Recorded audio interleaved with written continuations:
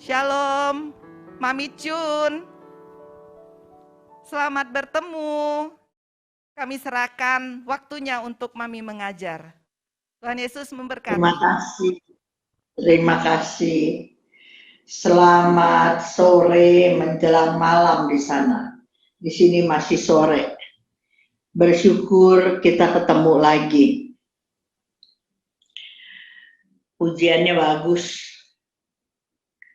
Saya bersyukur sekali saya datang tepat waktu.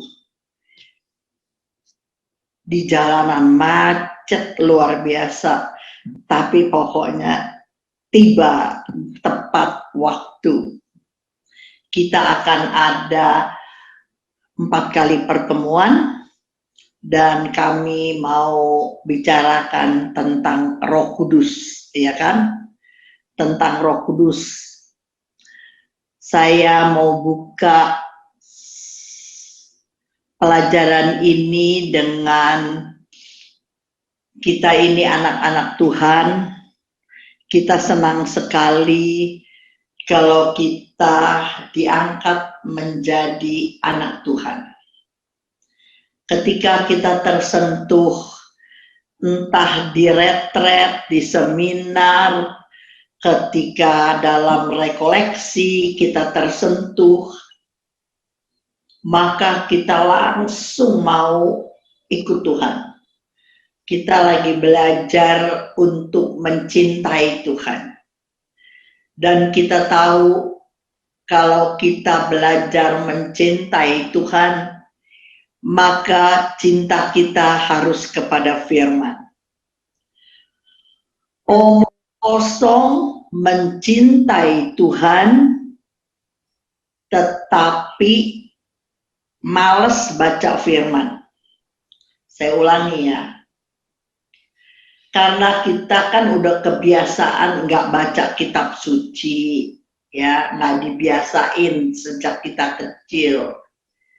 Tetapi ketika kita mulai baca firman, kita tahu bahwa apapun yang kita mau lakukan bagi Tuhan yang kita cintai, maka syarat pertama dan utama adalah kita harus mencintai firman Tuhan.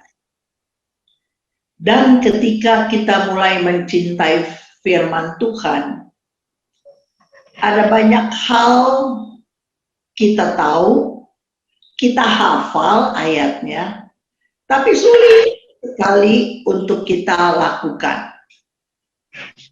Maka pelajaran-pelajaran awal mengajarkan bahwa Anda dan saya harus dilahirkan kembali. Mungkin pada episode yang dulu saya sudah ajar. Sudah ajar apa belum tuh Teddy atau Yeni? Waktu yang dulu saya sudah pernah ajar tentang dilahirkan kembali, belum Yeni? Itu di ini apa di BPK Manokwari Busun. Kalau untuk Jayapura baru sekarang ini. Jadi di Jayapura belum. Jadi baru sekarang ini pendalaman sekarang. Jadi saya mau awali pelajaran saya bahwa Yohanes 3 ayat 1 sampai 7, Yohanes 3 ayat 1 sampai 7, saya kasih yang ringkas, yang jelas saja ya. Kita tidak mungkin, saya bilang sekali lagi, tidak mungkin kita bisa taat kepada firman Tuhan tanpa pertolongan Roh Kudus. Kita tidak mungkin bisa mengenal Yesus tanpa mengenal firman Tuhan. Santo Hieronymus berkata, Santo Hieronymus adalah pastor yang menerjemahkan kitab suci dari bahasa Ibrani, bahasa Aram, ke dalam bahasa Latin. Dan itu kira-kira kalau nggak 3848 di Bethlehem. Maka perkataan dari Santo Hieronymus yang paling terkenal adalah, tanpa mengenal kitab suci, tidak mungkin kita mengenal siapa Yesus Kristus. Makanya semua harus kenal firman Tuhan. Hampir 400 abad betul, Katolik tidak membiasakan umatnya baca kitab suci karena takut salah, ya. Jadi kalau kita mau jadi Katolik, kita cuma belajar dari katekisme doang, ya. Untung ada Konsili Vatikan kedua. Konsili Vatikan kedua 4 tahun digodok, akhirnya diajarin orang Katolik harus back to Bible. Itu kira-kira baru 50 tahun yang lalu. 50 tahun lebih dikit. Barulah sejak saat itu Katolik diminta setiap rumah di paroki saya punya Bible dan back to Bible. Dan di mana-mana muncul gerakan-gerakan karismatik. Ketika saya ikut angkatan pertama, saya nggak pernah tahu itu karismatik, gerakan apa, saya nggak tahu. Tapi saya ikut SHBDR yang pertama. Setelah selesai weekend itu, dianjurkan untuk orang baca kitab suci. Dan sejak hari itu sampai hari ini, hobi saya adalah baca kitab suci. Tidak ada di mana-mana, tapi saya hobi sekali. Karena apa? Saat itu saya lagi perlu, Yeni. Saya lagi perlu. Saya punya anak yang cacat ganda. Saya udah kemana-mana. Profesor, dokter, apapun. Tapi nggak ada kemajuan. Jadi waktu saya baca kitab suci, kok timbul pengharapan. Belakangan kita tahu di dalam nama Yesus pasti ada pengharapan. Di mana-mana tidak ada jalan buntu. Sebab Lukas 1:37 berkata, tidak ada yang mustahil di dalam nama Yesus. Semua dokter berkata, Edson cuman umur 12 tahun. Nggak akan lebih, 10-12 tahun. Tidak bisa bicara ternyata sampai 20 tahun. Tapi tahun ini anak saya 48 tahun. Pinter omong. Hobinya apa? Hobinya hafal ayat. Dia di atas kursi roda, matanya belum jelas, semua seperti bayi besar, tapi dia punya hobi hafal ayat. Nanti kapan-kapan di dalam 4 kali pertemuan, nanti saya ajak dia Zoom, ya. Anda lihat nanti bagaimana Edson. Saya tantang kalian semua, saya tantang. Siapa yang bisa hafal kayak Edson? Perikop, perikop, perikop, bukan ayat lagi. Maka para pastor, teman-teman saya bilang, Ibu Cun, Edson bisa hidup sampai hari ini karena dia menggenapi Matius 4 ayat 4, Lukas 4 ayat 4.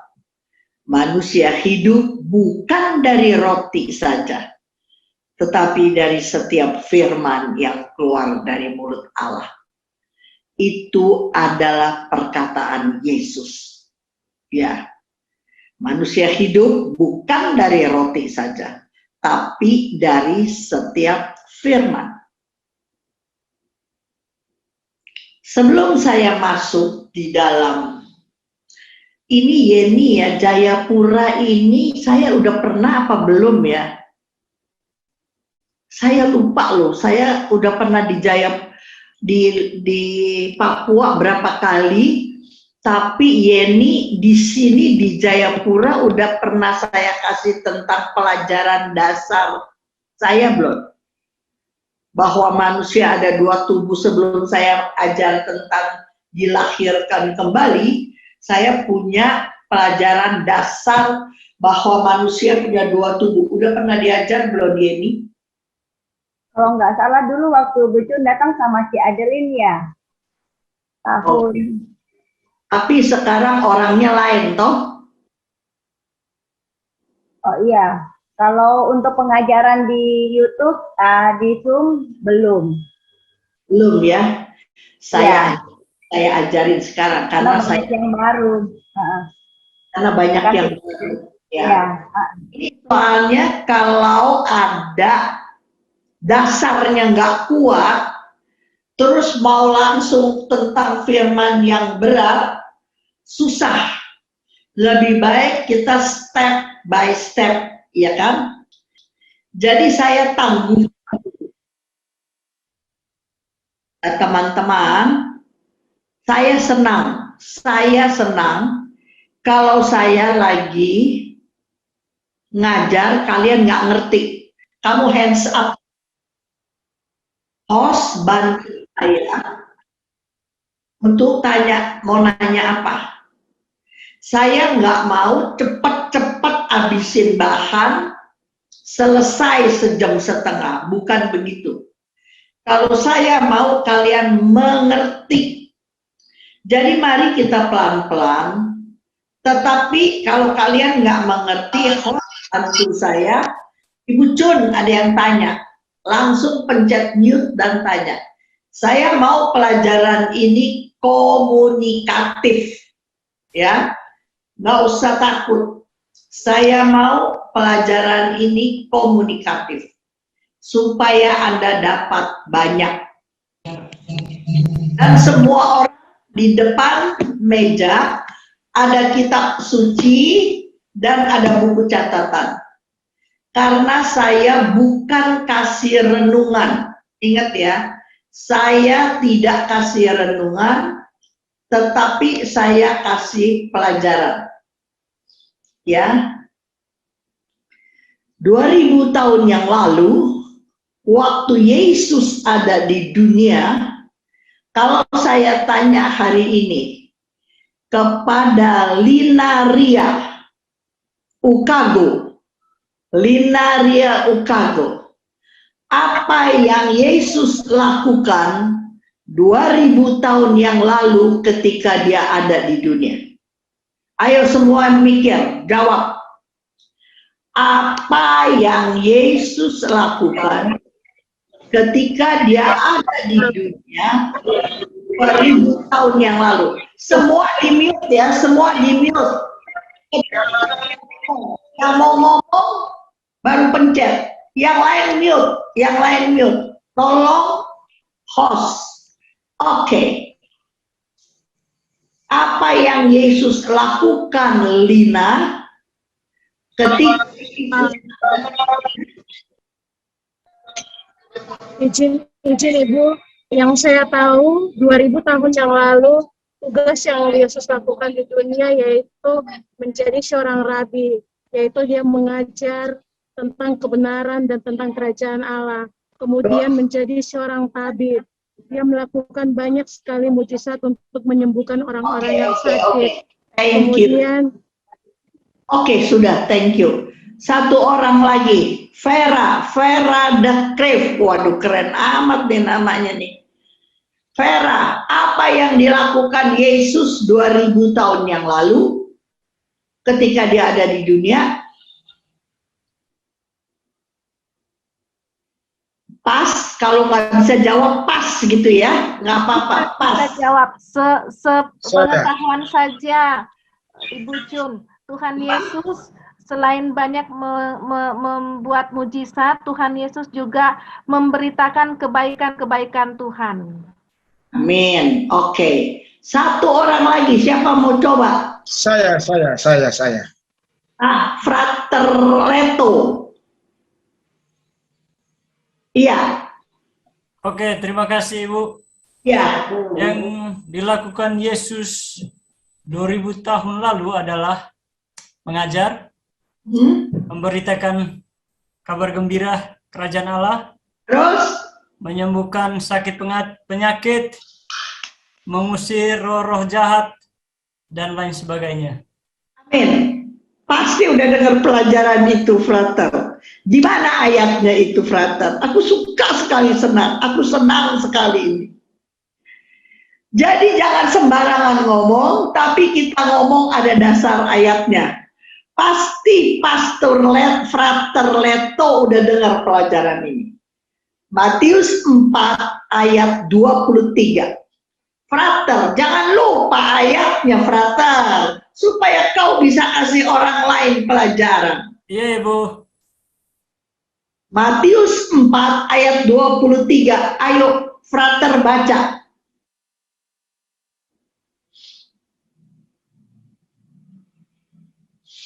Silakan.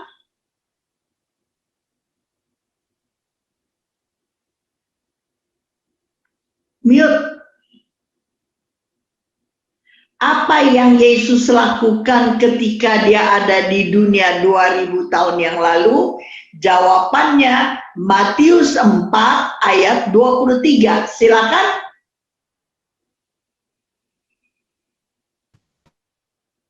Ayo, Frater, baca.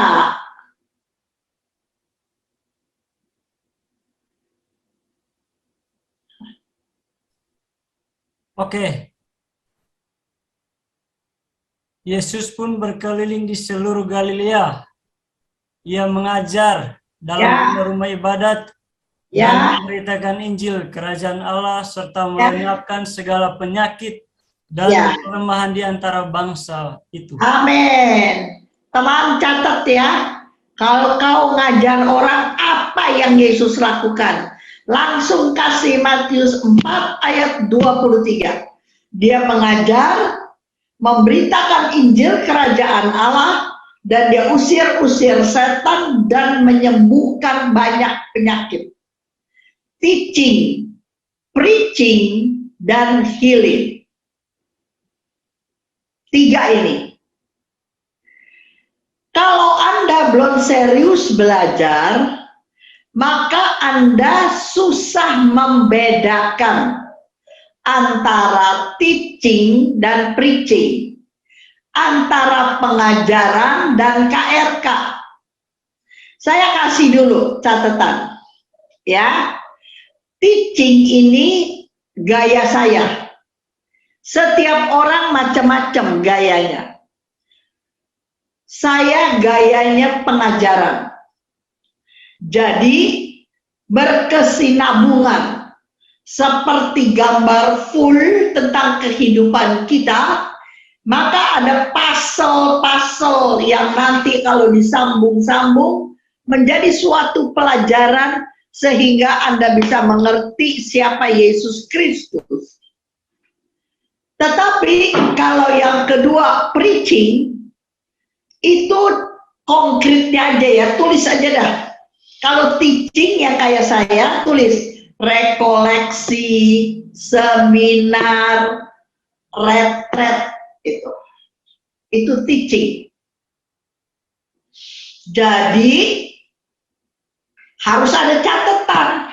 Nggak bisa kamu cuma pakai pikiran tok, nggak bisa. Harus dicatat, harus seperti sekolah, sebab dia mengajar. Yang kedua, memberitakan Injil kerajaan Allah, konkretnya adalah renungan, ibadat sabda, homili, Kalau besar namanya KRK. Itu nggak usah buka kitab suci, nggak usah catat-catat. Karena kalau renungan biasanya cuman ambil perikop atau 1-2 ayat, terus dibahas. Pinter-pinternya si preacher, si pengkhotbah, perikop itu dia ambil dari seluruh aspek kehidupan manusia. Di akhirnya, maka dia akan tantang. Siapa yang mau disembuhkan? Siapa yang letih lesu berbeban berat? Siapa yang merasa tidak punya jalan keluar? Sebab Yesus adalah jalan keluar. Siapa yang mau didoain? Waduh, berbondong-bondong orang maju. Dan didoakan. Kemudian orang bermanifestasi. Kemudian KRK selesai, lega. Ada yang disembuhkan, ada yang diberikan kelegaan. Maaf ya frater, kelas umat Katolik banyak baru di kelas ini. Hanya mau dilayani. Setiap ada orang yang rohani, dia datang berbondong-bondong untuk didoakan, untuk konseling.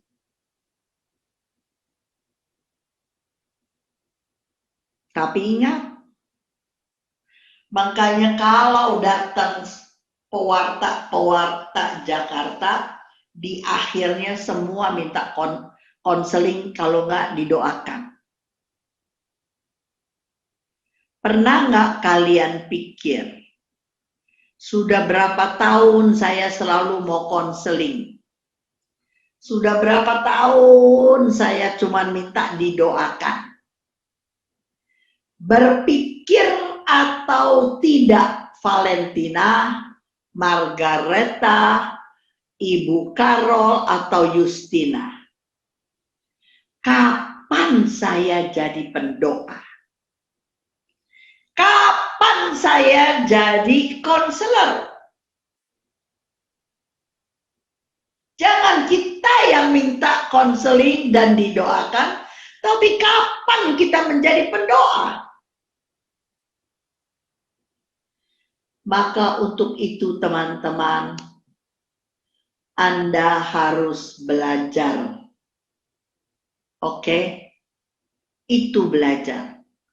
Lihat tangan saya ya, lihat tangan saya semuanya. Saya kasih pelan-pelan soalnya ini Zoom. Teaching, preaching, dan healing. Kita kebiasaan cuman preaching. Dengar firman cuman dengerin tok, males catat, males belajar. Kalau nggak ada makanan yang mendewasakan kita, sulit sekali kita masuk ke kelas healing. Menjadi konselor, menjadi pendoa, menjadi pengajar. Tetapi kalau Anda rajin dengar teaching, catat-catat, bertanya, catat lagi, tanya lagi. Kalau kalian rajin, 3 tahun, paling lama 5 tahun, kalian bisa masuk di dalam healing. Sampai sini ngerti apa tidak? Marlene Hertz. Mengerti Marlene apa yang Oma omong? Saya bilang Oma loh, karena Oma ini umurnya udah 75. Marlene umur berapa Marlene? Oma, saya umur 35 tahun. Anak saya yang paling besar udah 51. Jadi Marlene panggil saya Oma Chun.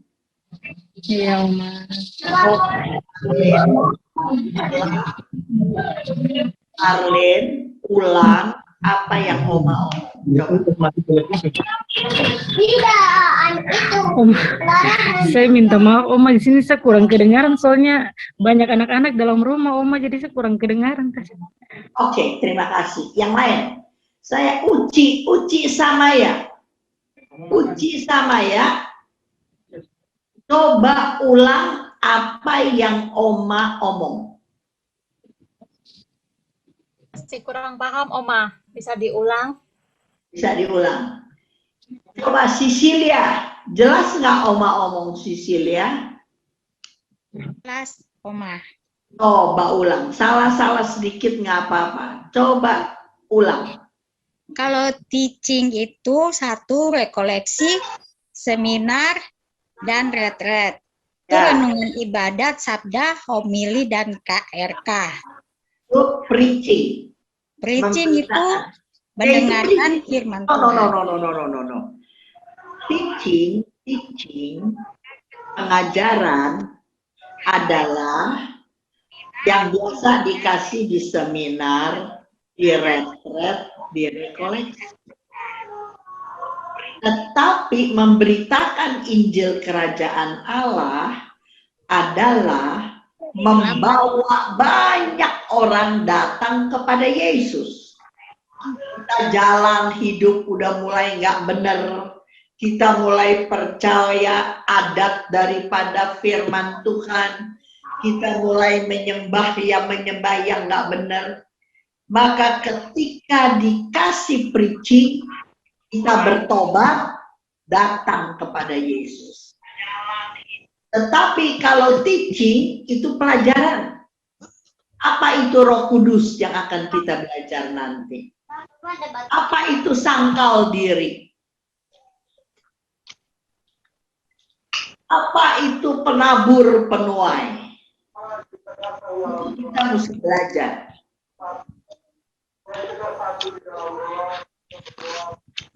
Ini Ludovicus mau omong, silakan. Pak Ludovicus mau omong. Hah? Yuk, selamat malam. Ya. Saya mau bahas tentang tadi yang Ibu Oma ya. Oma ada bilang tadi bahwa kita manusia ini terdiri dari dua unsur ya. Ya. Ya. Nah, itu ada tubuh jasmani dan tubuh rohani. Yes. Terus? Jadi tubuh jasmani ini yang tubuh yang kita kelihatan. Tubuh rohani yang manusia kita. Manusia roh ini yang nanti kita berhubungan langsung dengan Allah itu sendiri, Roh Kudus itu sendiri. Betul. Ya. Ludovicus. Tentang yang tadi Oma katakan bahwa ada retret dan segala macam itu kan pendalaman. Orang yang belum mengenal tentang Roh Kudusnya nanti diberikan pengajaran yang lebih dalam lagi. Ya, betul. Terus? Dan tadi Ibu katakan di situ juga Oma katakan bahwa tadi Tuhan Yesus datang ke dunia yang dari saya ya. Dari saya Yesus datang ke dunia itu adalah misi penyelamatan buat manusia. Misi yang Allah Bapa utus orang putranya. Jangan ngomong itu dulu. Saya belum ngomong, kamu nggak boleh omong. Oke, siap. Itu yang saya mau sampaikan ke Oma Jun, itu yang dari saya. Dulu Ludovicus pernah ikut saya. Saya ini dulunya di Tubuh Kristus. Apa itu? Ada pelayanan Tubuh Kristus di sini di Merauke sini. Oh, di Merauke situ. Tapi Ludovicus pernah ikut saya nggak? Saya baru pernah sekali nih ikut Oma punya pengajaran yang baru pertama. Belum pernah. Belum pernah, ini baru pertama kali. Belum pernah. Kamu punya pengajaran. Ya, benar. Belum pernah. Oke. Nanti yang Ludovicus bisa tanya adalah pelajaran saya yang kamu belum mengerti. Oke? Siap. Ya? Oke, Bu. Oke, kita terusin. Oke. Kita terusin. Betul kata Ludovicus, ya. Manusia ada dua. Tadi ingat dulu ya. Matius 4 ayat 23. Ini pelajaran kecil-kecil, tapi ini pelajaran dasar. Kita nggak boleh cuman denger preaching. Kita harus denger teaching, pengajaran. Pengajaran itu seumpama makanan. Firman yang dikasih adalah makanan untuk tubuh rohani kita. Coba catat Matius 4 ayat 4, isinya sama dengan Lukas 4 ayat 4. Manusia hidup bukan dari roti saja, tapi dari setiap firman. Tubuh jasmani makan roti dari bakery, tukang roti. Tapi tubuh rohani makan roti dari surga. Setuju nggak sampai begini? Kan tubuh rohani nggak kelihatan. Tapi dia sama-sama harus bertumbuh, harus. Kita Katolik terlalu lalai memberi makan kepada tubuh rohani kita. Sehingga tubuh jasmani dikasih makan terus sampai 3 kali setiap hari, maka kita subur kayak Ludovicus, kayak Ibu Justina, betul nggak? Karena makannya 3 kali. Tapi bagaimana dengan tubuh rohani? Padahal itu Yesus yang bilang, setiap kali kita makan untuk tubuh jasmani, jangan lupa kita masih punya tubuh rohani yang harus dikasih makan. Itulah pelajaran. Itulah roti yang turun dari surga. Coba baca 1 ayat. Yohanes 6 ayat 51. Coba baca. Siapa mau baca? Ludovicus, silakan. Yohanes 6 ayat berapa, Ibu? Yohanes 6 ayat berapa, Oma? 51. Yohanes pasal 6 ayatnya yang ke-51 dengan judul perikop roti hidup. Langsung baca aja 51. Langsung. Akulah roti hidup yang turun dari surga. Jikalau seorang makan roti ini, ia akan hidup selama-lamanya. Dan roti yang kuberikan itu ialah dagingku yang akan kuberikan untuk dunia. Dengerin Ludovicus. Firman diberikan untuk hidup dunia, bukan untuk hidup di akhirat. Ayo garis bawahi semua. Kalau kita makan firman Tuhan, itu adalah bekal untuk kita hidup di dunia. Orang yang punya firman Tuhan, maka orang itu menjadi dewasa rohani, menjadi kuat, menjadi laskar Kristus. Badai, topan, penderitaan datang silih berganti, dia akan tetap mengiring Yesus Kristus. Amin. Tetapi orang yang tidak punya kekuatan, berarti nggak punya firman Tuhan di dalam hidup, baru dengar sesuatu yang buruk, bisa down, nyerah, putus asa. Makanya kalau orang di dalam Yesus makan firman Tuhan, nanti saya ajarin. Satu ayat lagi. Coba baca ayat ini. Yang gampang aja ya, yang gampang. 57.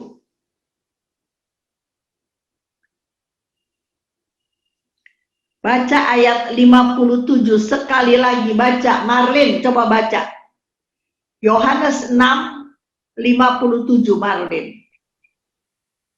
Yohanes 6 ayat 57, sama seperti Bapa yang hidup mengutus aku, dan aku hidup oleh Bapa. Demikian juga barang siapa yang memakan aku, akan hidup oleh aku. Amin. Makan bukan makan seperti roti dari bakery, tapi belajar dan melakukannya. Bisa nangkep teman-teman? Orang yang memiliki firman Tuhan di dalam hidup, dia seperti membangun rumah di atas batu karang. Badai, topan, banjir melanda. Orang itu tetap tegak di dalam hidup. Menjadi jelas teman-teman? Jadi firman itu penting atau tidak penting? Lina? Penting sekali. Ya, kita mesti uber kekurangan kita. Jadi, tubuh jasmani makan roti dari bakery, tubuh rohani makan roti dari surga. Jelas. Mulai malam hari ini, kalian wajib baca firman Tuhan. Kalian ngerti, tidak ngerti, no problem. Baca aja, ikutin kalendarium Katolik. Gampang, ikutin aja. Baca aja. Saya puluhan tahun ngerti, nggak ngerti, saya baca terus. Sampai hari ini di hari tua saya. Sebab dengan firman Tuhan ada di dalam kita, maka kita akan kuat menghadapi badai kehidupan. Amin. Jadi bedanya udah nangkep belum nih teman-teman? Antara teaching dan preaching. Preaching membawa kita kepada pertobatan. Tetapi kita yang udah bertobat, udah nggak macam-macam, kita udah sama Yesus saja, kita perlu makan firman Tuhan. Bisa nangkep ya? Oke. Sekarang kita masuk lebih dalam.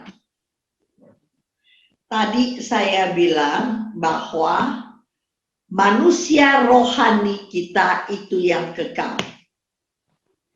Satu hari kita pasti mati, teman-teman. Kita pasti mati.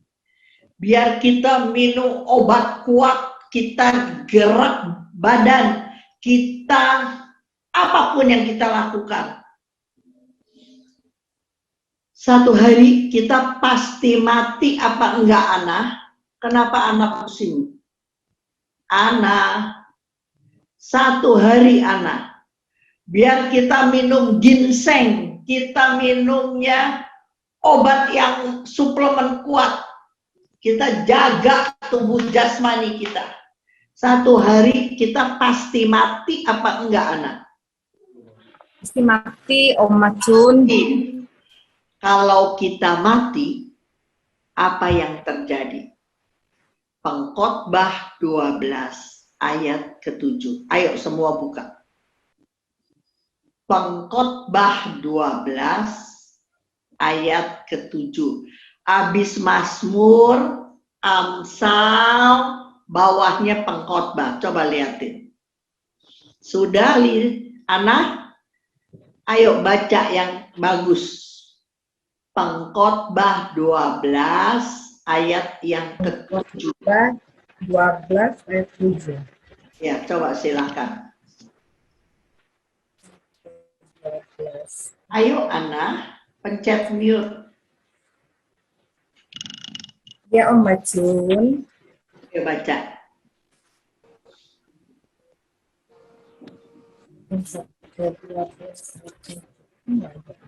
Ayo, jangan buang waktu. Ana. Dan debu kembali menjadi tanah, seperti semula, dan roh kembali kepada Allah yang mengaruniakannya. Amin. Coba lihat saya aja semuanya. Catat ayatnya, nanti di rumah dilengkapi. Satu hari kita pasti mati. Ya kan Ludovicus? Biar kamu angkat besi, makan kuat, satu hari kita pasti mati. Kan Ludovicus, betul nggak? Waktu kita mati, firman Tuhan berkata, debu kembali menjadi tanah. Karena kita dibuat dari debu tanah. Ya kan? Siapa yang bisa cepat di sini baca? Coba baca Kejadian 2 ayat yang ke-7. Kejadian 2 ayat ke-7. Ketika itulah Tuhan Allah Siapa yang bisa baca? Terus bagus. Ketika itulah Tuhan Allah membentuk manusia itu dari debu tanah dan mengembuskan nafas hidup ke dalam hidungnya. Demikianlah manusia itu menjadi makhluk yang hidup. Amin. Thank you. Siapa nih yang baca? Namanya siapa? Sisilia, Bu. Hey, siapa? Sisilia, dengerin saya. Bagus kamu baca. Sisilia, tolong Oma terus ya. Kalau Oma kasih ayat, kamu buka. Oma kasih ayat, kamu buka. Anda lihat, satu hari kalau kita mati, debu kembali menjadi tanah. Mau dibakar, mau ditanam, mau kecemplung ke laut, debu kembali menjadi tanah. Tapi roh jiwa kita tidak mati.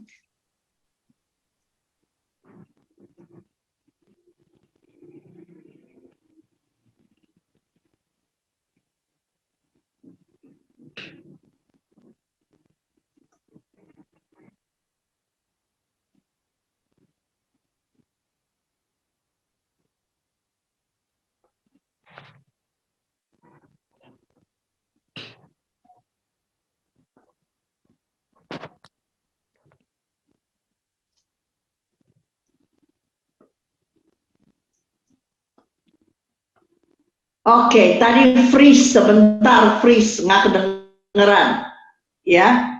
Sekarang udah kedengeran lagi ya. Frater Leto, udah kedengeran lagi suara saya? Udah Oma, udah dengar, jelas sekali. Oke. Satu hari kita pasti mati. Waktu kita mati, tubuh jasmani yang kelihatan ini akan kembali menjadi tanah. Tetapi roh rencananya pulang ke rumah Bapa.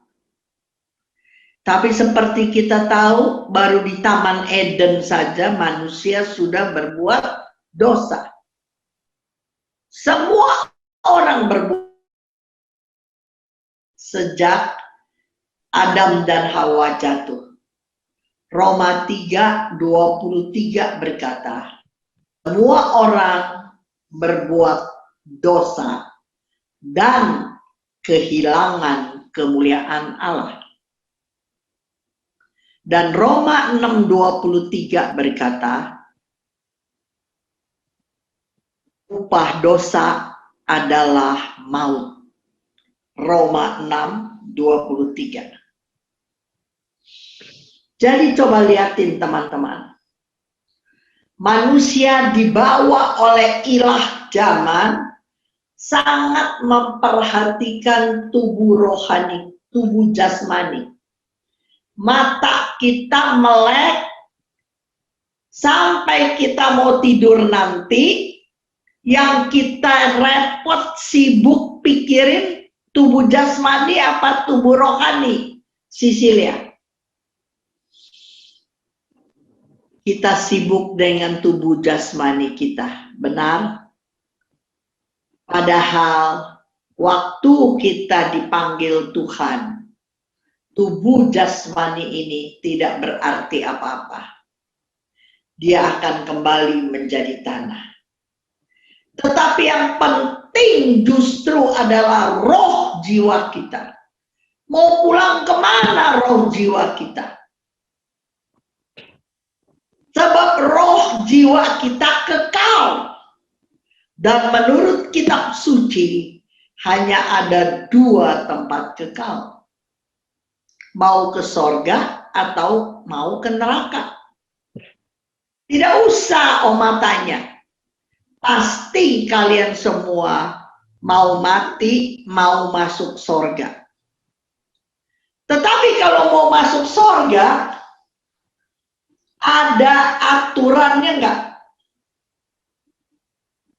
Coba pikir. Kita mau masuk kemana, apalagi zaman sekarang. Zaman pandemi begini, nggak gampang kita mau kemana-mana. Mesti ada surat vaksin, mesti dicolok, mesti ada PCR, segala macam. Mesti ada karantina.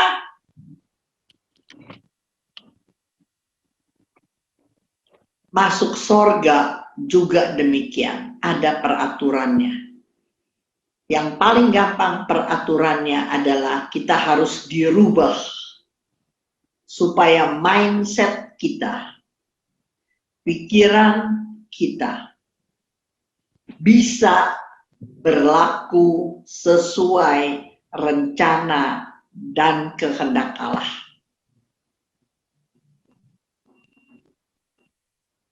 Makanya nanti saya masuk di dalam pelajaran, kita harus dirubah.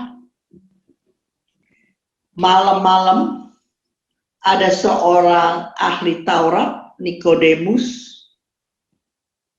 datang kepada Yesus malam-malam. Kenapa malam-malam? Malu.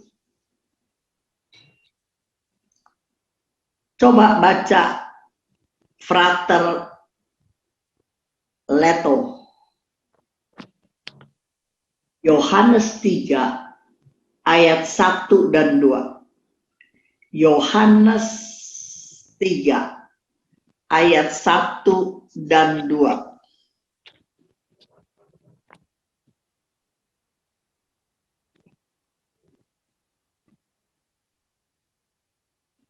Ya.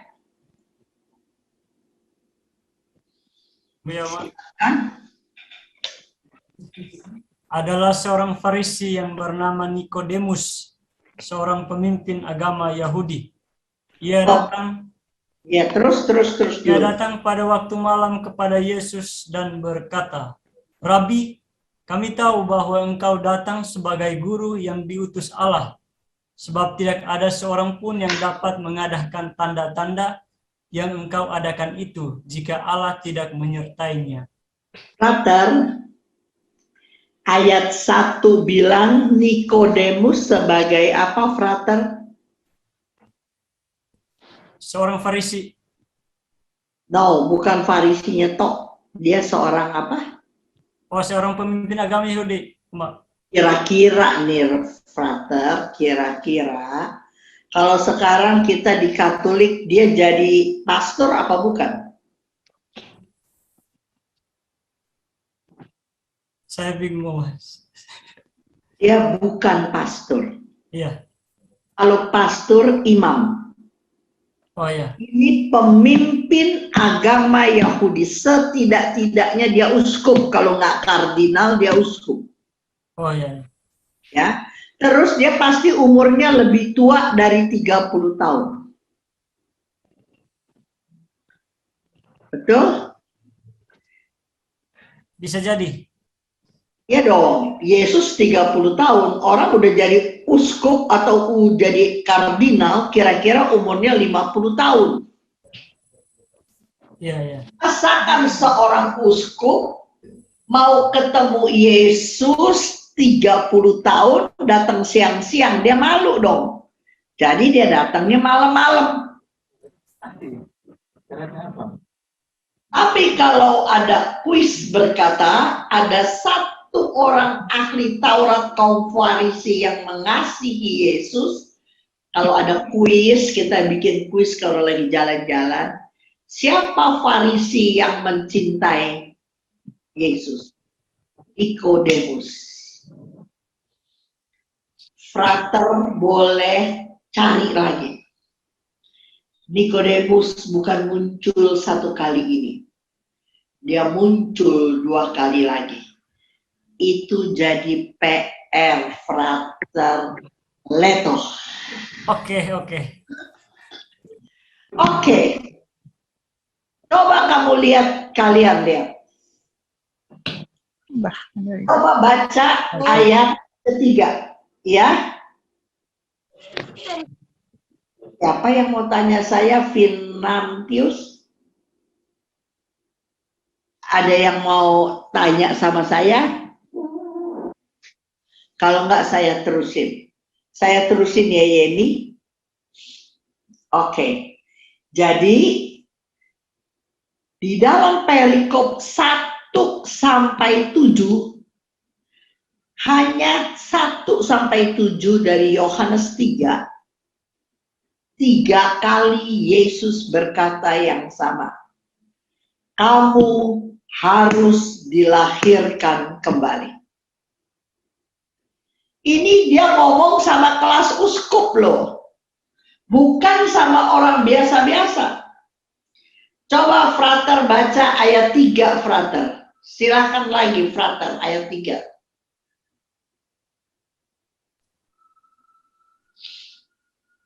Ia datang pada waktu malam kepada... Oh, salah. Sorry. Oma. Ayat 3. Sabar ya. Saya tidak bawa kitab suci, Oma, jadi saya dari internet ini. Oh, kalau gitu Sisilia saja.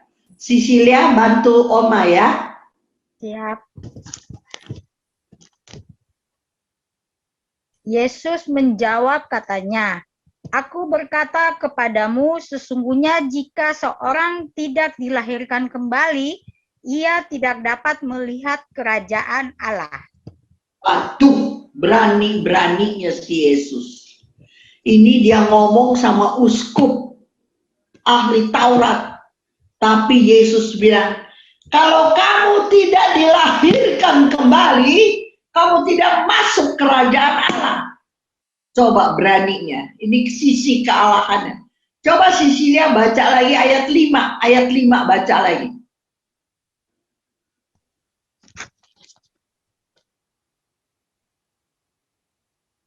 Jawab Yesus, Aku berkata kepadamu, sesungguhnya jika seorang tidak dilahirkan dari air dan roh, ia tidak dapat masuk ke dalam kerajaan Allah. 2 kali dia ngomong. Kalau tidak dilahirkan dari air dan roh, kamu tidak masuk kerajaan Allah. Ayat 7, coba baca lagi ayat 7. Janganlah engkau heran, karena aku berkata kepadamu, kamu harus dilahirkan kembali. Jadi teman-teman yang 40 orang ini dilahirkan kembali mutlak atau tidak? Ayo jawab, Yeni, mutlak atau tidak? Mutlak. Ingat ya, dilahirkan kembali adalah mutlak. Sebab dia omong sama orang pinter, dia pasti omongnya berbobot. Dari 3 ayat ini, maka ayat kelima yang paling jelas. Coba Ibu Yeni tolong bantu saya baca ayat ketiga sekali lagi. Ada beberapa Yeni jadi. Saya ya, Oma. Ya. Ayat kelima, jawab Yesus. Aku berkata kepadamu, sesungguhnya jika seorang tidak dilahirkan dari air dan roh, ia tidak dapat masuk ke dalam kerajaan Allah. Jadi ternyata masuk kerajaan Allah syarat utamanya adalah dilahirkan kembali.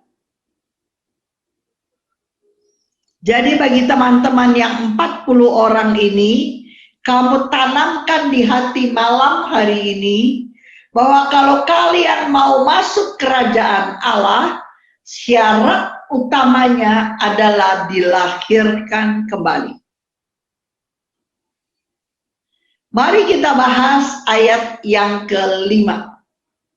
Konkretnya apa itu dilahirkan kembali? Dilahirkan dari air dan roh. Sekarang tulis di catatan. Air berarti titik 2, tulis. Air berarti titik 2, ada 3 berarti air. Yang pertama, air baptisan. Matius 28 ayat 19. Matius 28 ayat 19. Sisilia tolong bantu Oma.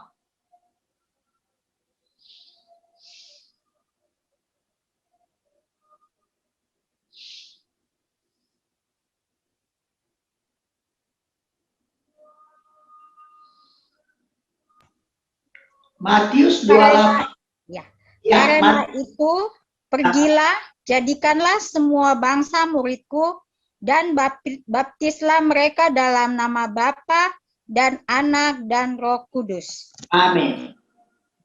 Air baptisan. Air baptisan membuat kita menjadi anak-anak Allah, membuat kita menjadi kelompok daripada Yesus Kristus. Kalau kita belum dibaptis, maka kita nggak punya tanggung jawab. Tetapi ketika kita dibaptis menjadi anak Allah, maka air baptisan itu yang utama. Pergilah dan baptislah mereka. Itu perintah Yesus.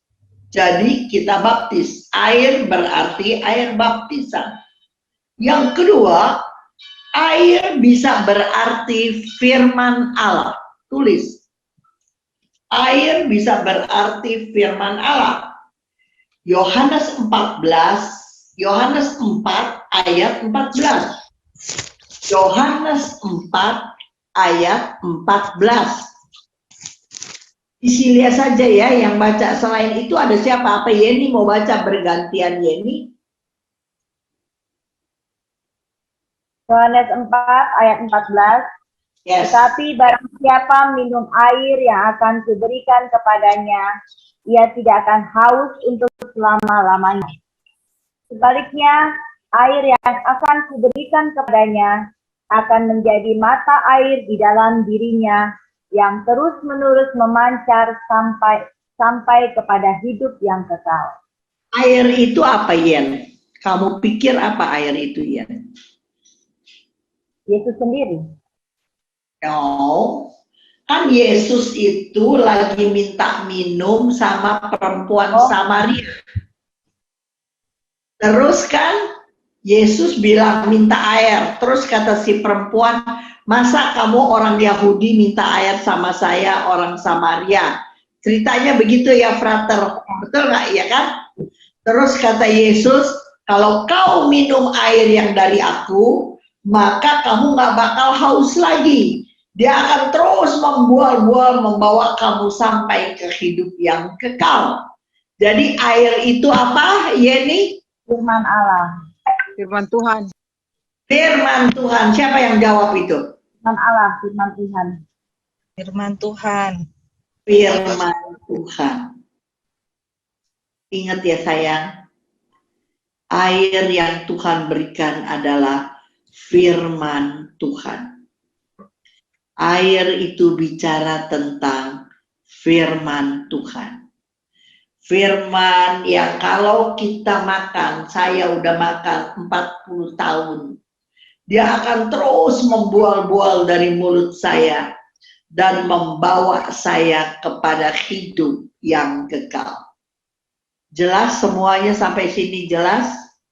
Jelas, Bu Jun. Ya. Ada lagi air artinya yang ketiga. Artinya roh.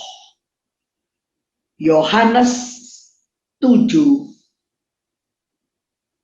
38 39a.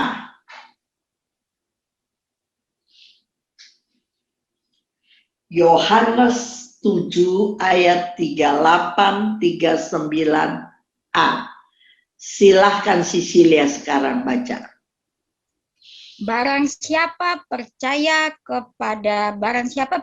kepadaku, seperti yang dikatakan oleh kitab suci, dari dalam hatinya akan mengalir aliran-aliran air hidup.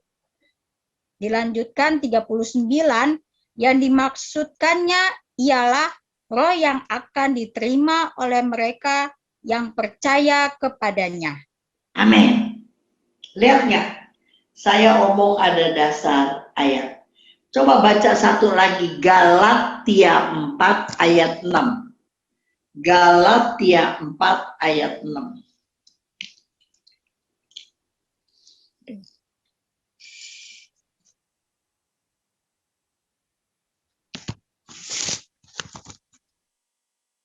Ya, silakan. Ayo Sisilia. Ya. Galatia 4 ayat 6. Ya. Dan karena kamu adalah anak, maka Allah telah menyuruh anaknya ke dalam hati kita yang berseru, ya Aba, ya Bapa. Amin. Tadi yang firman Tuhan kurang satu lagi. Tadi kan saya baru kasih Yohanes 4 ayat 14, betul nggak? Ada satu ayat lagi, 1 Petrus 1 ayat 23. Coba, Frater udah bawa kitab suci tadi aku lihat. Sekarang buka 1 Petrus 1 ayat 23. 1 Petrus 1 23. Karena kamu telah dilahirkan kembali bukan dari benih yang fana, tetapi dari benih yang tidak fana, oleh firman Allah yang hidup dan yang kekal. Amin.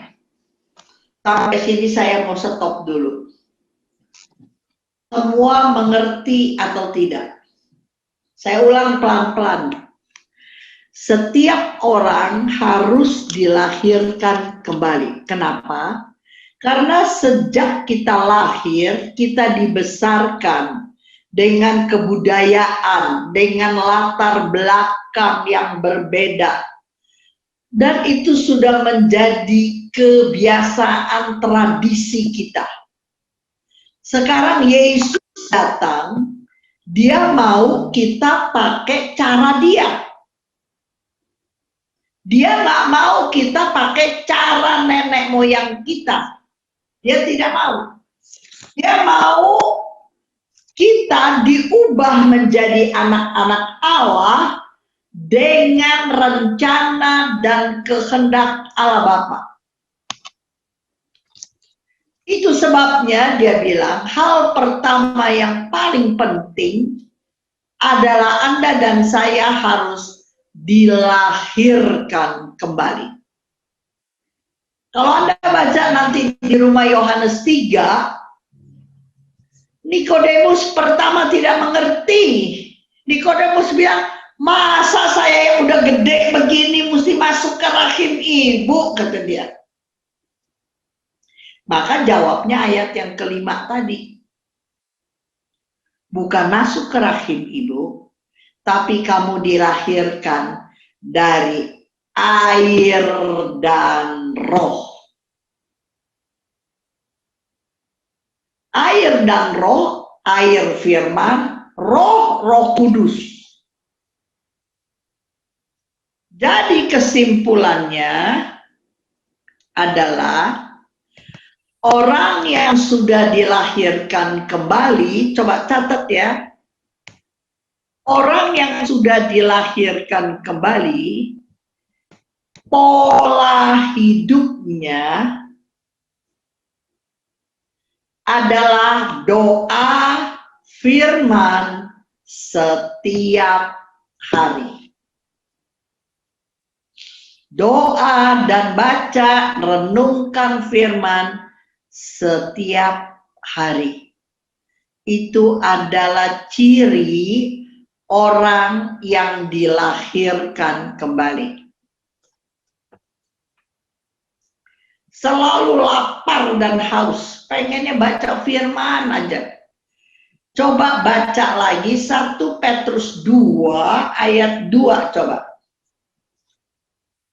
Yeni, 1 Petrus 2 ayat 2. 1 Petrus 2 ayat 2.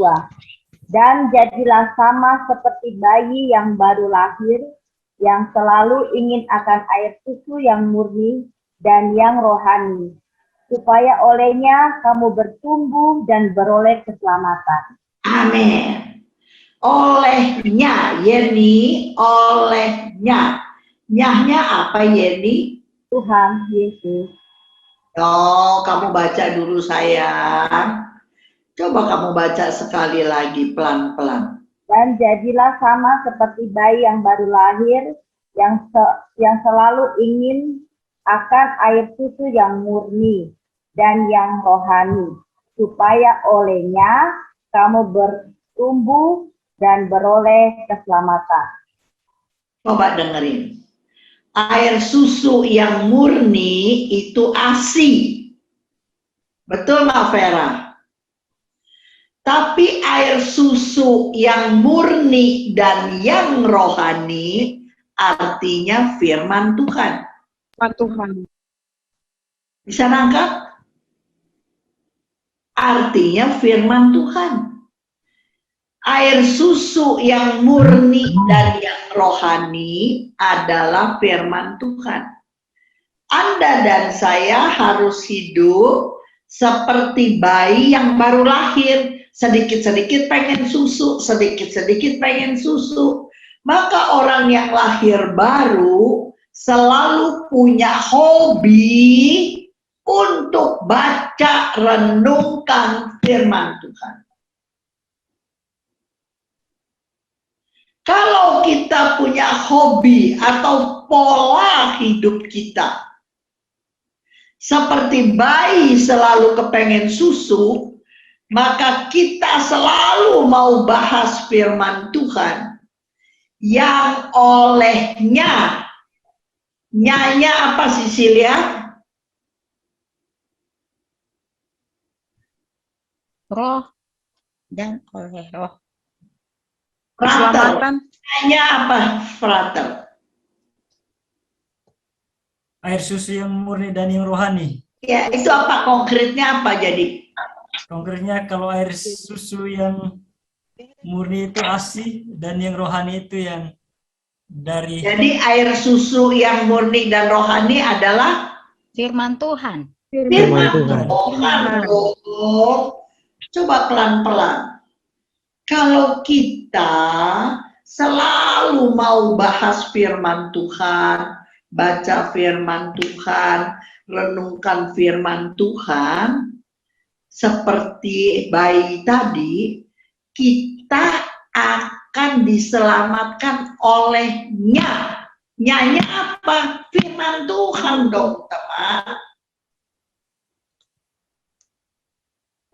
Jelas apa nggak jelas ini sekarang, Yeni? Jelas nggak sayang? Jelas ya? Jadi kita ini harus lapar dan haus akan firman Tuhan. Kepingin belajar terus, kepingin baca, kepingin belajar. Maka olehnya, oleh firman Tuhan itu, kita akan diselamatkan. Jelas atau tidak sampai sekarang? Saya udah kasih kalian pelajaran yang Ya, ini siapa ini? Ini siapa nih? Jelas. Ya, siapa nama kamu? Sisilia, ada 2. Oh, Sisilia ada 2, makanya kan jadi bingung. Ini Sisilia baju biru. Sisilia Kurniawan baju batik, Mami. Ini batik. Oh. Sardono pakai kacamata lagi, aduh. Sorry. Ntar Sisilia juga bantuin Oma ya, Sisilia. Batik. Siap. Ini apa belakang kamu apa? Apa, Mami? Sisilia apa nama kamu? Kurniawan. Kurniawan. Oh, dari Jawa ya kamu ya? Jawa asli Semarang, Mami. Kalau Sisilia Toraja, Mam. Toraja ya? Iya. Oke, sekarang saya mau coba si Kurniawan.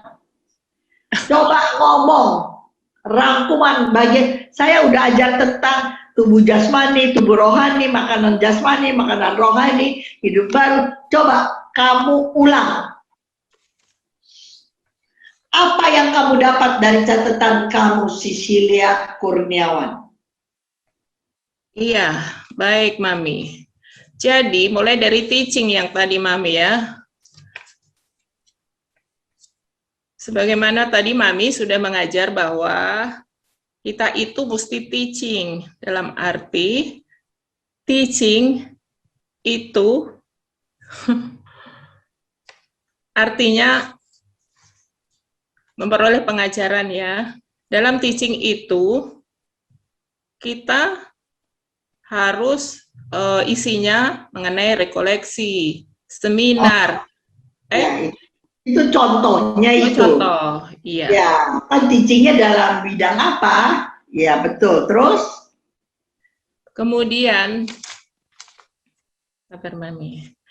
Dalam tubuh jiwa rohani kita itu, walaupun secara jasmani, kita tidak akan bisa kekal, kita akan mati. Tetapi di dalam roh kita tetap akan hidup terus. Apalagi ya? Konkretnya, maka kita harus bisa dilahirkan kembali oleh air dan roh. Air itu berarti ada 3. Air baptisan, air bisa berarti firman Allah, dan air bisa berarti roh. Ya, di dalam air baptisan, maka tadi disebutkan ada beberapa firman. Udah nggak usah disebut, sekarang udah benar, coba dengerin. Ya. Udah benar. Dengerin ya, tadi kamu ngomongnya kurang, begini nih. Ada 2 tubuh, kita sangat memperhatikan tubuh jasmani. Padahal tubuh jasmani tidak berarti apa-apa waktu kita meninggal. Sebab waktu kita meninggal, tubuh jasmani ini debu kembali menjadi tanah. Ayo catatannya dirapiin. Yang penting adalah tubuh rohani. Karena tubuh rohani bersifat kekal, nggak bisa habis. Tubuh rohani bersikap kekal. Menurut kitab suci, hanya ada 2 tempat kekal. Surga atau neraka. Nggak usah ditanya, semua orang mau pulang ke surga. Tetapi supaya kita bisa pulang ke surga, Anda dan saya harus dilahirkan kembali. Kenapa? Karena sejak kita kecil sampai kita dewasa ini, kita udah menjadi kebiasaan, kebudayaan kita, latar belakang kita, tradisi kita menurut cara adat kita, kebudayaan kita. Tetapi kalau kita dilahirkan kembali, kita baca firman, doa setiap hari. Maka firman yang kita baca perlahan tapi pasti mengubah pola pikir kita. Catat, supaya pola pikir kita sesuai dengan rencana dan kehendak Allah, sesuai dengan pikiran Kristus. Kalau enggak dong, kita nggak bisa bersatu. Saya punya pikiran sendiri, Vera punya pikiran sendiri, nanti Cecilia punya pikiran sendiri, Lina Ria punya pikiran sendiri. Bagaimana kita hidup bersatu? Tetapi semua orang pikirannya harus berubah. Diubah sesuai pikiran Kristus. Sehingga kita bisa kerjasama. Kita bisa menjadi laskar Kristus dengan buku panduan firman Tuhan. Dilahirkan kembali, kata firman Tuhan. Kata-katanya saya ganti, bisa begini. Coba ya, kalian catat saja.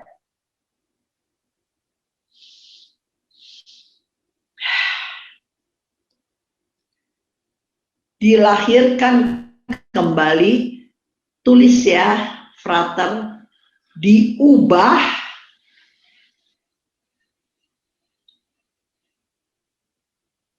sesuai rencana dan kehendak Allah.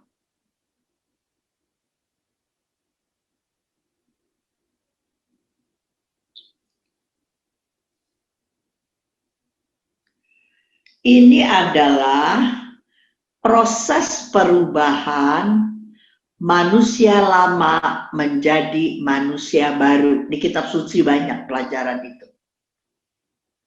Manusia lama diubah menjadi manusia baru.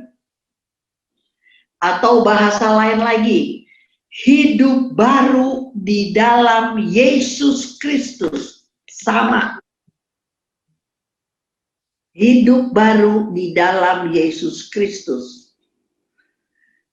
Atau dipulihkan hidup kita, sesuai dengan rencana Tuhan. Itu namanya keselamatan.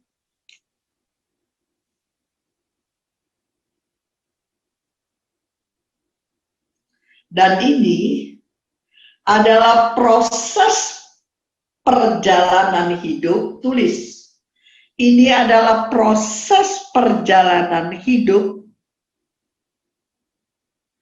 orang percaya atau anak-anak Allah. Maka setelah kita dilahirkan kembali, maka kita hidup sesuai rencana dan kehendak Allah. Baru kita disebut sebagai anak-anak Allah. Kalau kita bilang kita anak-anak Allah, tapi cara hidup kita masih manusia lama, maka kita sesungguhnya bukan anak-anak Allah. Anak-anak Allah, orang percaya Yesus, hidupnya harus sesuai firman. Harus. Nggak bisa ditawar. Kenapa harus sesuai firman? Sebab firman adalah Allah. Di mana ayatnya? Firman adalah Allah. Di mana Yeni? Kejadian. Yohanes 1 ayat 1. Pinter Yeni. Ayo semua mesti hafal ini. Yeni pintar. Merlin, ayo baca Merlin. Merlin juga ada 2 lagi. Merlin, ayo baca. Merlin mana? Tuh, Merlin ada 2 lagi, kok jadi bingung nih. Merlin Jayapura. Ya, Merlin Jayapura. Yang satu Marlin. Oke, coba baca Merlin Jayapura. Yohanes 1 ayat 1. Yes. Pada mulanya adalah firman, firman itu bersama dengan Allah dan firman itu adalah Allah. Pada mulanya adalah firman. Firman bersama-sama dengan Allah. Dan firman adalah Allah. Coba pikirin teman-teman apa yang saya omong. Kalau kalian setiap hari baca firman. Setiap hari firman yang adalah Allah masuk di dalam pikiran kamu. Setiap hari firman masuk. Sebenarnya kamu lagi masukkan Allah ke pikiran kamu, bukan? Iya. Hukum alam yang kuat dorong yang lemah. Firman Allah yang adalah Allah masuk di dalam pikiran kita setiap hari. Lama-lama pikiran kita berubah seperti pikiran Allah atau tidak? Ya. Seperti pikiran Allah. Bisa nangkep kata rinakus? Benar. Bisa nangkep ya? Kenapa saya bilang harus baca kitab suci setiap hari? Sebab kitab suci adalah kitab Injil, firman adalah Allah sendiri. Kalau kita masukin terus setiap hari firman, maka Allah akan menguasai pikiran kita. Jadi tulis lagi catatannya. Manusia lama dirubah menjadi manusia baru, yang dirubah adalah pikirannya. Tulis.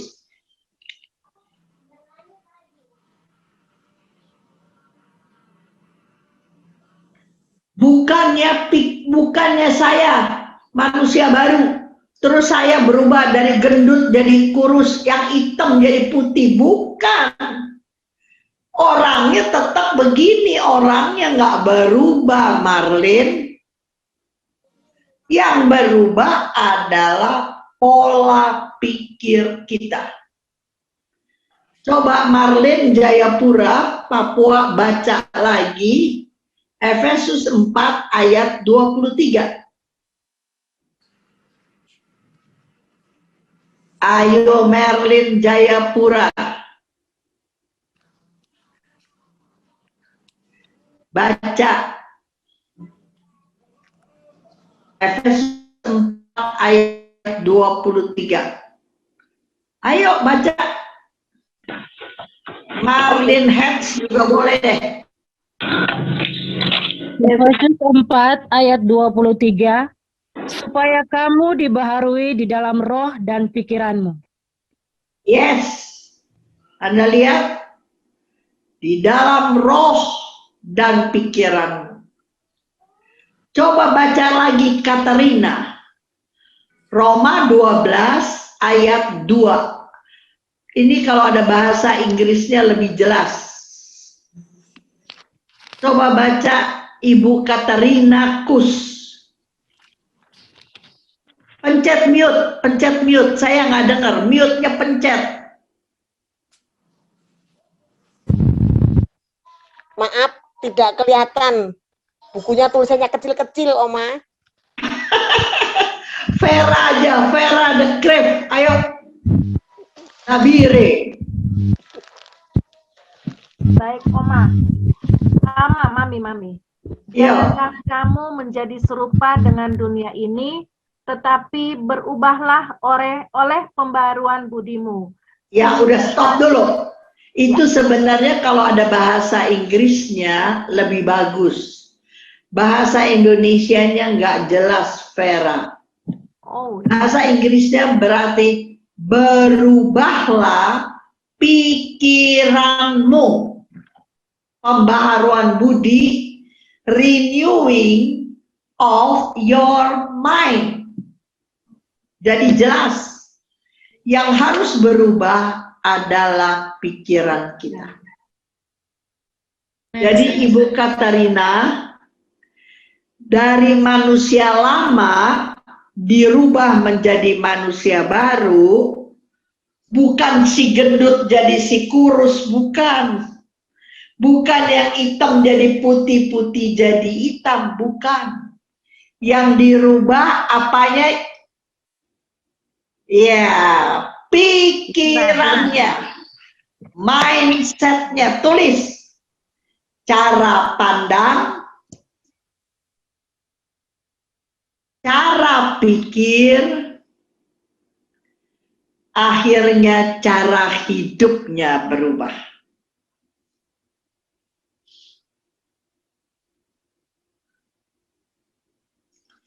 Kita harus berubah cara pandang satu persoalan. Jangan lihat dari sisi negatifnya saja. Cara pandang kita harus berubah sebagaimana Yesus melihat berubah. Cara pikir kita berubah. Jangan negative thinking saja. Coba Frater baca Filipi 4 ayat 8, Frater. Filipi 4 ayat 8.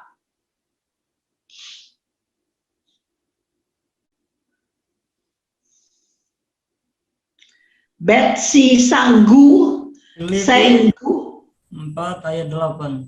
Ya. Jadi akhirnya saudara-saudara, ya, semua yang benar, semua yang mulia, semua yang adil, semua yang suci, semua yang manis, semua yang sedap didengar,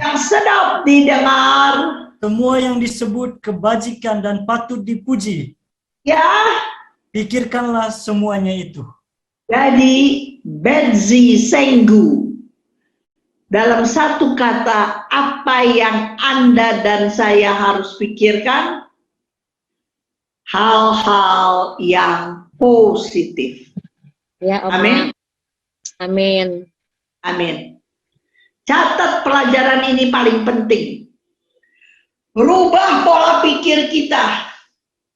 Jangan pikir negatif melulu. Kalau ada teman-teman persekutuan ngomongnya negatif, pikirannya bersungut-sungut, menghakimi orang yang negatif, kamu kasih ingat ya.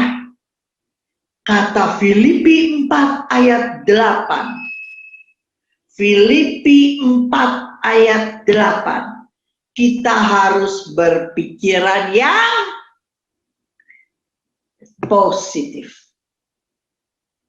Mulai malam hari ini, mari kita latih bersama-sama berpikiran positif. Kalau suami pulang terlambat, kalau pikiran kita positif, kita tidak ajak dia bertarung, betul nggak Ibu Katarina? Kalau pikiran kita negatif, dia pulang terlambat, bisa perang dunia. Makanya mesti dilatih punya pikiran yang apa, Marlin? Positif.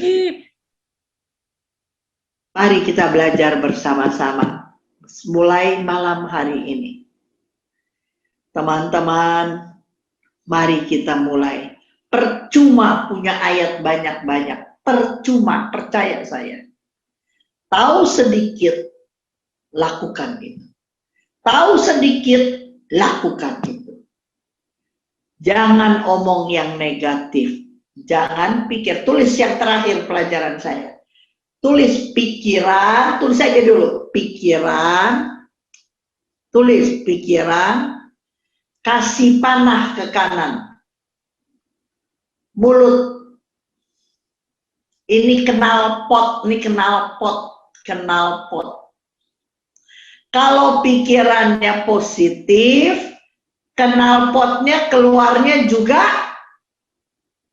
positif.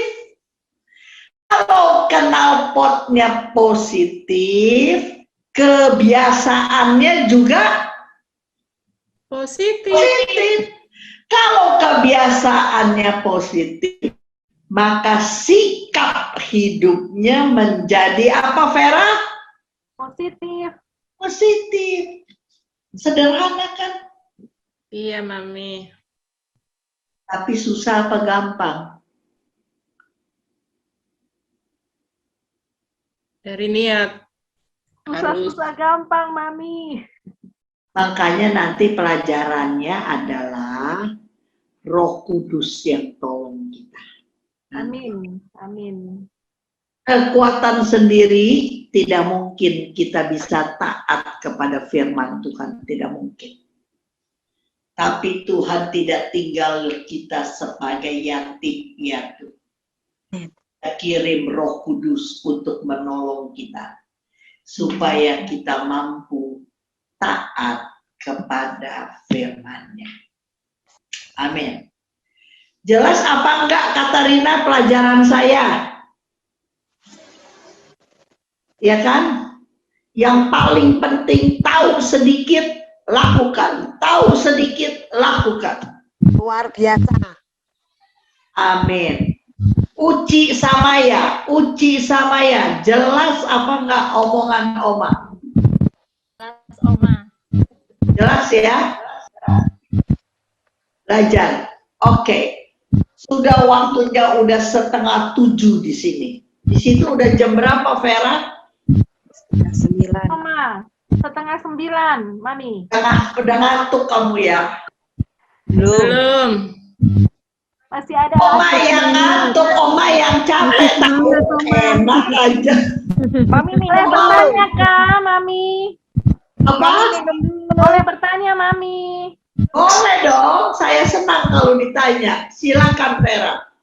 Mami, saya mau bertanya, apakah dengan mengikuti misa setiap hari, sudahkah itu kita melakukan doa dan membaca firman Tuhan? Karena semua itu dalam misa sudah lengkap, Oma.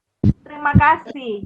Tapi kalau di firman itu kan baca di misa harus, itu harus. Tetapi yang penting bagi saya mesti punya relasi yang erat dengan Allah. Berarti lebih khusus lagi membaca firman Tuhan sendiri. Sendiri, saya bilang. Sendiri, renungkan. Nanti kalau dapat misa, pasturnya kasih renungan, menambah perbendaharaan kalian mengerti tentang firman. Oke. Saya sering sekali di PA saya bahas bacaan misa. Supaya saya udah bahas bacaan misa, ketika mereka misa dapat pencerahan lagi dari pastor, kan jadi double, bagus. Selalu ambil waktu, duduk diam, baca sendiri, doa sendiri. Itu namanya kita lagi membangun relasi dengan Allah. Siapapun Anda, walaupun Anda tim pujian, kan dia bilang gini, saya pelayanan pagi, saya pelayanan sore, pasti 2 jam. Saya udah berdoa, saya udah nyanyi, saya udah berbahasa roh. Kalau saya bilang, itu kamu melayani untuk orang. Tetapi yang Tuhan mau, tidak sanggupkah engkau berjaga-jaga dengan aku 1 jam saja di Taman Getsemani. Tuhan bilang, ingat ya, Anda dan saya harus membangun relasi sama Tuhan. Dia Bapak, kita anak. Masa kamu nggak mau ngobrol sama dia? Oke, Sisilia Kurniawan, apa yang kamu mau tanya, Sisilia? Mas, Mami, jelas. Jelas ya. Betsy Senggu. Iya, Oma. Gimana? Jelas, sayang? Jelas, Oma. Ya, aku senang. Nggak usah jauh-jauh banyak-banyak, tapi saya mau kalian ngerti gitu. Ada yang mau bertanya lagi? Ibu Carol, saya belum tanya dari tadi Ibu Carol. Jelas Ibu Carol apa yang saya omong? Sangat jelas, Ma. Kamu umur berapa, Ibu Carol? Saya 58. Ibu Katarina umur berapa ya, Ibu Katarina? Nggak kedengeran, Ibu Katarina. Pencet dulu, itu pencet mute-nya. 67. 67. Siapa yang 70 di lingkaran ini? Ada yang 70, Yeni? Nggak ada, Mami. Mami Cun. Saya 75 tahu. Aduh, cantik. Apa cantik? Rahasianya apa? Baca firman Tuhan. Ya, betul. Awet cantiknya. Badai topan boleh datang dalam hidup saya. Tetapi saya berharap kepada Tuhan. Amin. Itu iman tidak datang dalam sekejap. Mari sama-sama saya bantu kalian supaya hidup kita jangan mengandalkan manusia. Saya ulangi ya, mengandalkan manusia, walaupun itu orang tuamu, walaupun itu pasangan hidupmu, walaupun itu anak nantumu, satu hari engkau pasti kecewa. Saya udah tua, andalkan Tuhan, dan engkau tidak akan pernah kecewa. Amin. Haleluya, amin, Mami. Setuju Amin. sekali. Ayo, siapa yang sekarang mau tutup doa? Nggak mau saya. Ayo tutup doa. Yeni, siapa yang mesti tutup doa, Yeni? Rita yang ini, yang bikin WL, jadi nanti Rita yang tunjuk, Pak. Itu. Siapa? Rita yang WL, jadi Rita yang nanti akan tunjuk siapa yang tutup doa. Oh, besok Wita yang mana? Wita yang mana? Wita? Rita. Ibu Rita. Rita. Iya. Coba host keluarin muka Rita yang mana? Rita Bucun. Rita Arfayan. Arfayan. Ya ilah dari tadi ada kamu toh. Oke, ya kalau saya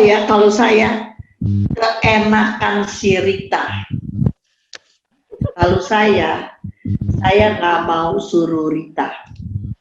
Sebab makin hari Rita latihan terus, dia makin pintar. Kalau saya suruh orang-orang yang udah bisa, saya nggak mau mempermalukan. Tetapi yang bisa latih. Salah-salah sedikit tidak apa-apa. Tapi kalau kalian tidak mau latihan, sampai kapan mengharap si Rita terus? Coba pikir. Vera, sekarang yang doa tutup, cepat. Oma bisa bertanya dulu Kak Oma. Siapa lagi? Mau bertanya, Bu Cu? Siapa yang mau bertanya? Dengan Lina Oma. Ya, silakan Lina, coba dikeluarin host. Izin Oma. Ya. Oma mau tanya dari semua yang Oma ajarkan tadi bahwa yang ditekankan adalah yang harus berubah adalah pikiran kita, Oma. Nah, ya, Oma, betul. Yang mau saya tanyakan, kadangkala kan pikiran dan perasaan itu kan berbanding terbalik, Oma. Ya, Apakah terus? cuma pikiran saja kah atau perasaan juga, Oma? Dengerin Ataukah saya. dua konsep ini berbeda, Oma? Mohon penjelasannya, Oma. Terima kasih, Oma. Kamu catat satu ayat, Lukas 9:23.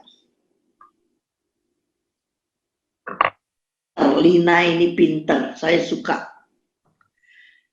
Coba baca cepat, Lina. Udah. Ya, Oma, udah, Oma. Baca coba Lukas 9:23, Lina Ria. Lukas 9 ayat 23. Katanya Ya. kepada mereka semua, setiap Katanya orang siapa? Siapa yang ngomong ini? Yesus, dokter, Yesus, Oma. Coba baca terus, ya.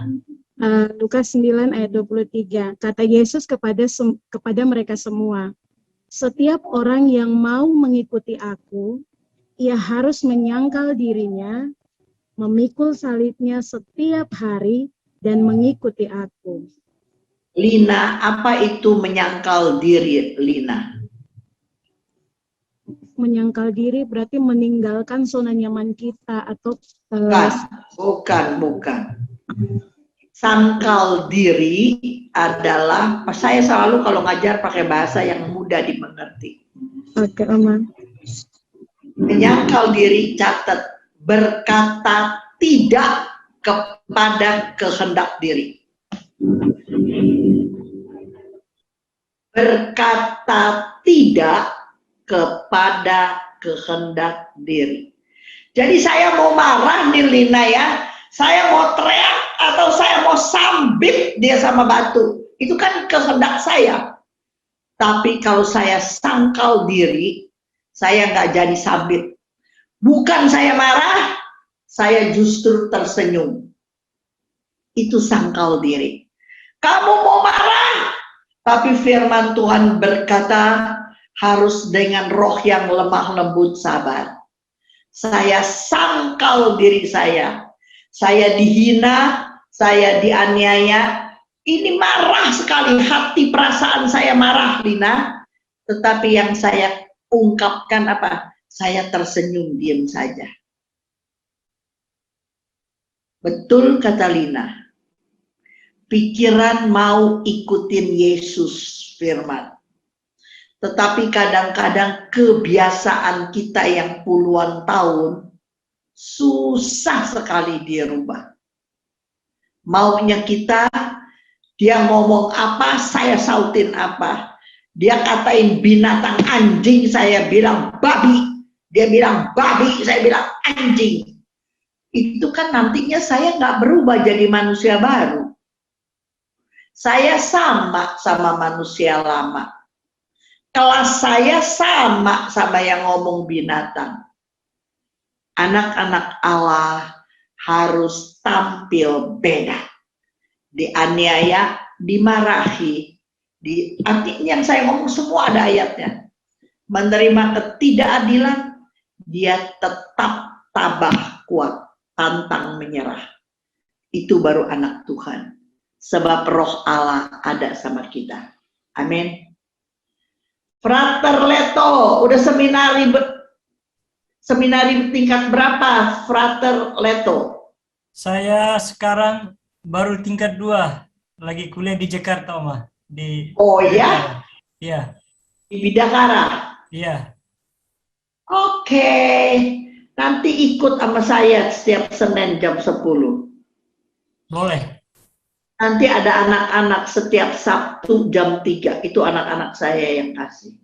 Oh iya. Anak muda, semua anak muda. Saya besok ada di Klender, tempat Pastor Yus, Keuskupan Agung Jakarta Seminari, ya kan? Setiap Rebo saya ada di situ. Kalian besok bisa nonton atau kalau nggak di YouTube Jendela Jiwa. Sudah ada 65 saya lupa episode. Dan kamu akan lihat saya bersama Romo Yus dengan narasumber 1-2 orang, kita bahas firman enteng aja, itu nggak dalam kayak begini, enteng, karena interaktif, bicara interaktif. Oke, Udah malam. Mami Cun, kami Oma, siap boleh untuk bertanya doa ke Oma? Tanya lagi, oke. Apa lagi? Apakah hampir sama dengan orang munafik seperti munafik atau penjilat, Maaf, Oma? pertanyaan mungkin kita tunda untuk minggu depan lagi. Karena waktunya sudah habis. Waktunya. Teresia Ya. catat yang bagus ya. Nanti besok kita ngomong lagi ya Teresia ya. Sebab kita udah lewat, udah jam 7 kurang seperempat. Oke? Oke, Baik, Oma, silakan. terima kasih. Yo. Baik, saudara-saudari. Makasih, shalom. Oma. Mari kita akhiri persekutuan kita pada malam hari ini dengan berdoa. Dalam nama Bapa dan Putra dan Roh Kudus. Amin. Allah Bapa yang Maha Kuasa, terima kasih bahwa pada malam hari ini kami telah bersekutu bersama dan kami telah mendapat pencerahan-pencerahan melalui pengajaran yang luar biasa dari Ibu Cun. Semoga apa yang diajarkan tadi semakin menambah kekayaan penghayatan iman kami sebagai orang-orang Katolik, sehingga kami bukan hanya disebut sebagai orang Katolik, tetapi kami juga sungguh-sungguh menghidupi apa itu kata Katolik dalam kehidupan kami. Dengan menjadikan firman-Mu sebagai bagian yang tak terpisahkan dari seluruh kehidupan kami. Berkatilah Ibu Cun dalam pelayanan selanjutnya. Berkatilah semua orang yang telah ikut ambil bagian dalam persekutuan pada malam hari ini dengan cara kami masing-masing. Semoga hidup kami semakin menjadi berkat bagi sama sebagai sarana untuk kami bersaksi tentang Engkau lewat tugas dan panggilan kami masing-masing. Akhirnya ya Tuhan, turunkanlah berkat-Mu yang berlimpah-limpah untuk kami semua. Dalam nama Bapa dan Putra dan Roh Kudus. Amin. Shalom. Terima kasih, Pater. Terima kasih untuk Ibu Cun, untuk Mami Cun yang terkasih. Kita akan ketemu lagi minggu depan. Teman-teman semua, kita akan bertemu lagi dengan pengajaran dari Ibu Cun tentang hidup di dalam roh pada hari Minggu depan, hari Selasa, jam 6.30. Tuhan Yesus memberkati kita semua.